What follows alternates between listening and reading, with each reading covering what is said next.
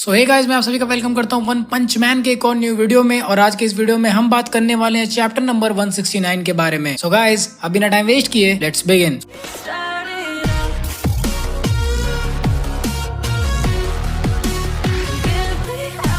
तो chapter number 169 जिसका title है डे ब्रेक। ये chapter possibly hero Hunter arc का फाइनल चैप्टर हो सकता है, क्योंकि फाइनली यहाँ पे वही सुपर हीरो वाला सीन हुआ है कि सूरज बाहर निकल चुका है और हीरो सामने से देख रहा है, जो कि हम सालों से देखते आ रहे हैं मार्वल एंड डीसी में होते हुए। सो अब डायरेक्टली बढ़ते हैं चैप्टर के ऊपर। तो चैप्टर स्टार्ट होता है गारो से, जो कि खून की उल्टी कर रहा होता है।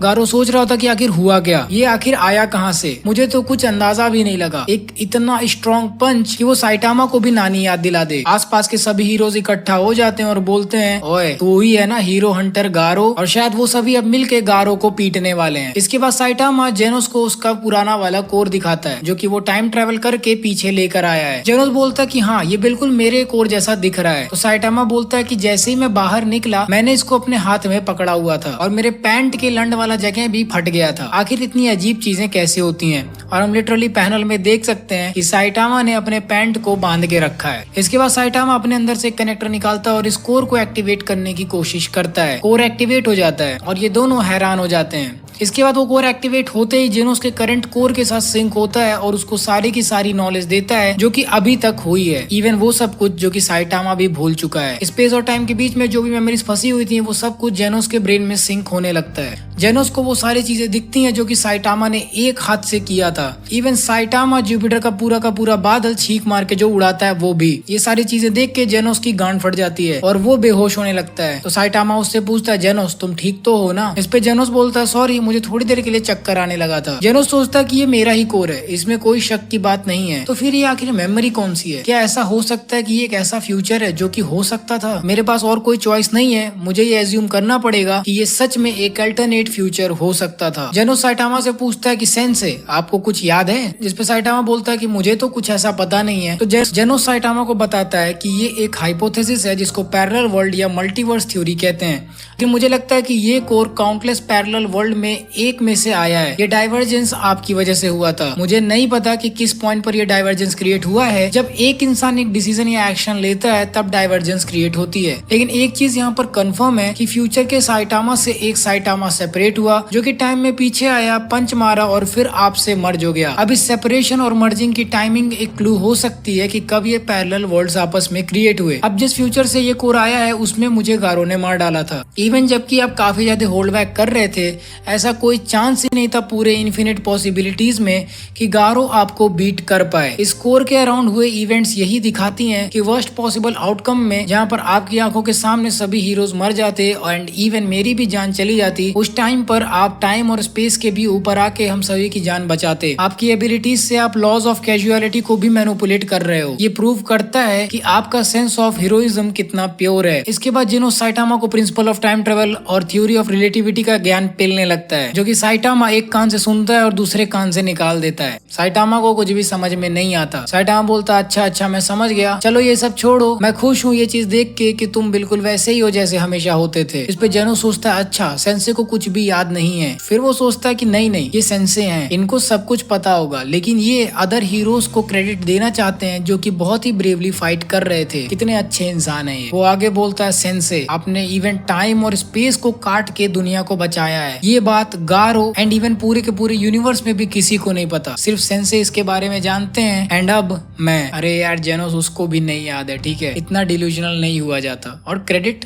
कौन कौन हैंडल कर पाता है यहाँ पे, गारो को जरा बताना तो धरती पे। जेनोस ये अच्छी बातें सोच के मुस्कुराने लगता है और साइटामा बोलता है कि आखिर इसमें फनी क्या है। इस पे जेनोस बोलता है कि कुछ भी नहीं। जेनोस सोचता है कि मुझे ये सारी बातें उन लोग को बतानी चाहिए जिन्हें इसकी जरूरत है, ये मेरा काम है। जेनोस अब साइटामा से बोलता है कि सेंसे आप बिल्कुल पलक झपकते ही आए और पूरी दुनिया को बचा लिया, जैसा कि हम एक ट्रू हीरो से एक्सपेक्ट करते हैं। इस पे साइटामा बोलता है कि आखिर तुम्हें क्या हो गया अचानक से, मैं कभी भी टाइम पे पहुंचता ही नहीं। इस पे जेनोस बोलता है, नहीं इस बार आप डेफिनेटली टाइम पर आके सभी को बचा लिए। इसके बाद हम देखते हैं तरय को, वो छोटा बच्चा जिसकी वजह से गारो ने अपना डिसीजन चेंज किया था। तरय जमीन पे पड़ा होता बेहोश होके और उसे अंदर से आवाज आती है कि खड़े हो जाओ, उठो। उसे गारो का एक विजन दिखता है जहाँ पे गारो उसको देख के मुस्कुरा रहा होता है और वो डिसइंटीग्रेट होके खत्म हो रहा होता है। तरय अंकल बोलते हुए जाता है और देखता है कि गारो वहाँ पर नहीं है। इसके बाद उसको मारपीट की आवाज आती है और तरह उधर ही दौड़ते हुए जाता है, जहाँ पे वो देखता है कि सभी हीरोज मिलके गारो को पीट रहे होते हैं और वो सभी बोल रहे होते हैं कि मर जा तू, अब हमारी चांस है कि हम तेरी हंटिंग करें। गारो ने भी यहाँ पे हार मान ली है। पीछे में राइटर बताते हैं कि अपनी डिवाइन पावर्स को खोना, वो भी एक मिस्टीरियस पंच से। गारो को बिल्कुल समझ में नहीं आया कि उसके सामने क्या हुआ, लेकिन फिर भी बिना एक भी आवाज उठाए उसने अपना डिफीट एक्सेप्ट कर लिया। शायद ऐसा इसलिए था क्योंकि उसके फ्यूचर वर्जन ने ये चीज ऑलरेडी सेट करके रखी थी, लेकिन फिर भी गारो को इस चीज के बारे में कोई भी अंदाजा नहीं था। इसके बाद हम देखते हैं मेटल बैट को, जो कि इन सभी को रोकता है और बोलता है कि रुक जाओ, तुम लोग बस एक घायल आदमी को पीट रहे हो। जिसपे स्वीट मास्क उसको रिप्लाई करता है कि तुमने देखा कि अभी इसने थोड़ी देर पहले क्या क्या किया है, अगर हमने इसको ऐसे ही जिंदा छोड़ दिया तो ये हम सभी को फ्राई कर देगा। ह्यूमन मॉन्स्टर ऑलरेडी पूरी तरह से मॉन्स्टर बन चुका है, इसको एक्सिक्यूट करने का डिसीजन फिक्स्ड है और इसमें कोई भी डिस्कशन नहीं होगा। इस पे मेटल बैट बोलता है कि मैंने ऐसा कुछ भी एग्रीमेंट नहीं किया है। इधर साइटामा भी आता है और वो भी बोलता है कि सेम हियर। तो स्वीट मास्क पूछता है कि आखिर तुम कौन हो।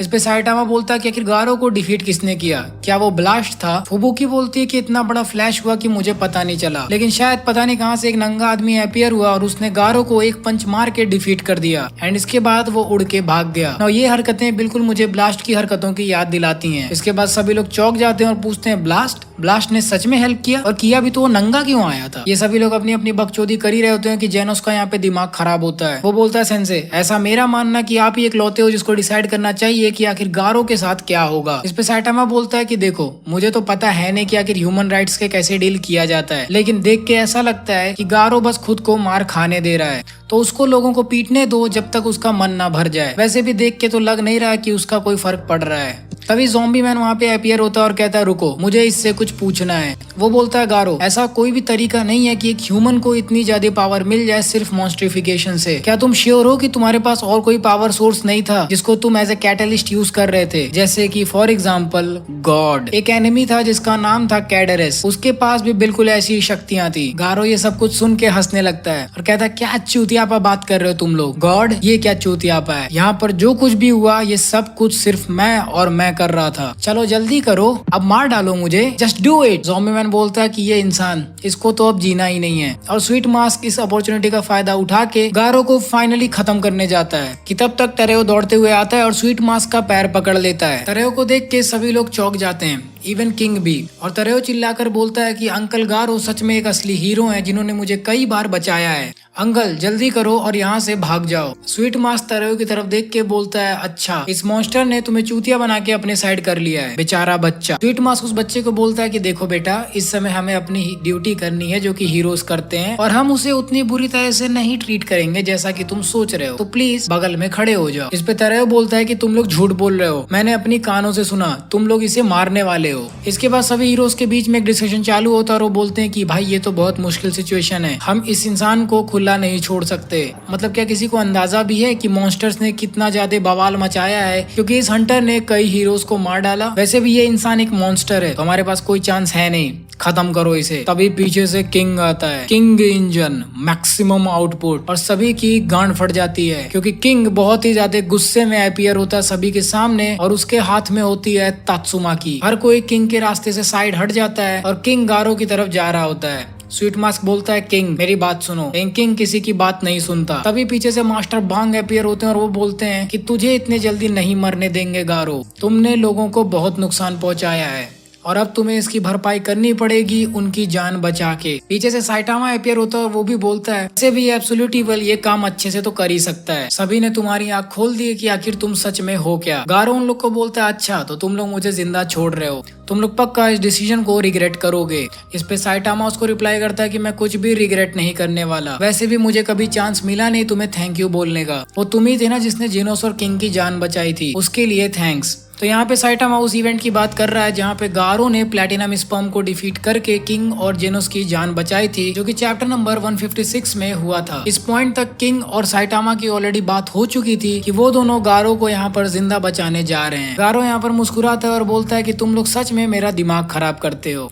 एंड इसके बाद गारो पलक झपकते ही वहाँ से गायब हो जाता है, जिसकी वजह से सभी लोग चौंक जाते हैं। सभी लोग यहाँ पे सोचने लगते हैं कि आखिर गारो किस तरफ भाग कर गया है, और जेनोस बोलता है कि ये पक्का दोबारा से बकचोदी करेगा, जिस पे साइटामा बोलता है कि नहीं नहीं, अब ये दोबारा ऐसी हरकतें नहीं करेगा, वैसे भी हमें ये सब कुछ बुढ़ाऊ पे छोड़ देना चाहिए। इसके बाद अचानक से जमीन के अंदर से मेटल नाइट अपीयर होता है। वो देखता है कि गारो का मैटर अब खत्म हो चुका है, तो वो कई सारे ड्रोन्स को समन करता है जो कि जितना भी डैमेज हुआ है उसको फिक्स करेंगे। वो बाकी के हीरोज को बताता है कि कैसे उसका शिप गॉड्स ओकी ने डिटेक्ट किया है एक बहुत बड़ा न्यूक्लियर ब्लास्ट। वो बताता है कि तुम सभी लोग के साथ एक्यूट रेडिएशन पॉइजनिंग की प्रॉब्लम है, एक मैंडेटरी टेस्टिंग और डिकंटामिनेशन प्रोसेस चलेगा ताकि तुम सभी को फिक्स किया जा सके। इसके बाद नेक्स्ट सीन में हम देखते हैं कि साइटामा जेनोस को हाथ में पकड़ कर लेके जाता है और वो जेनोस से बोलता है कि फाइनली सब कुछ खत्म, चलो जेनोस जल्दी से तुम्हारे हाथ और पैर को फिक्स करते हैं डॉक्टर कुसिनो के पास कि हमारा बचा हुआ अपार्टमेंट कहाँ गया। वैसे भी इस बड़े से दलदल में खोजने में बहुत ज्यादा टाइम लगेगा। एंड इसी के साथ चैप्टर नंबर 169 खत्म। सो फाइनली गारो आर्क खत्म। लोगों के बहुत ही मिक्स्ड फीलिंग्स हैं कि सब कुछ इस तरह से एंड हुआ, किसी को कुछ भी नहीं पता, जो कुछ भी इवेंट्स हुए टाइम ट्रेवल की वजह से उनका कोई मतलब नहीं रहा। बट अगर मेरा पर्सपेक्टिव देखो तो मुझे ऑलरेडी वन पंच मैन से बहुत ज्यादा एक्सपेक्टेशंस नहीं थी, लेकिन जो कुछ भी ये फाइट सीन्स हमें देखने को मिली पिछले कुछ चैप्टर में, ये सच में one of the best over powered fight scenes था जो कि मुझे काफी टाइम बाद देखने को मिला। सो मेरा ऐसा कुछ नेगेटिव रिव्यू नहीं है। हाँ, ऑल्दो मैं चाहता था कि साइटामा फेमस हो, बट टू बी ऑनेस्ट ये मांगा वैसी है ही नहीं। This is not your average shonen manga, right? And guys, इसी के साथ end of review of chapter number 169 day break. So guys, ये थी मेरी video on review of chapter number 169 day break. I hope आपको मेरी ये वाली वीडियो पसंद आई होगी। अगर आप सभी को ये वाली वीडियो अच्छी लगी तो प्लीज वीडियो को लाइक करो, शेयर करो इस वीडियो को उन लोग के साथ जो कि वन पंच मैन के फैंस हैं। आई नो इंडिया में बहुत सारे हैं। कमेंट करके मुझे बताओ कि आपको ये चैप्टर कैसा लगा एंड ये पूरा का पूरा आर्क आपको कितना पसंद आया। हम और भी कई सारे मांगास को कवर करते हैं, तो आप हमारे और भी अदर कंटेंट को सपोर्ट कर सकते हो। हमारे चैनल को सपोर्ट करने के लिए आप इवन हमें डोनेट भी कर सकते हो। ऐसे और भी गजब के वन पंच मैन रिलेटेड कंटेंट को एंजॉय करने के लिए हमारे चैनल को सब्सक्राइब करना ना भूलें, और हाँ, बेल आइकन जरूर प्रेस कर दीजिएगा ताकि आप ऐसे गजब के वन पंच मैन वीडियोस को एंजॉय करते रहें। सो गाइस, अगर आपको हमारी ये वाली वन पंच मैन की वीडियो पसंद आई तो हमारी और भी कई सारी वन पंच मैन की वीडियोस को पा सकते हैं। राइट में दी हुई प्लेलिस्ट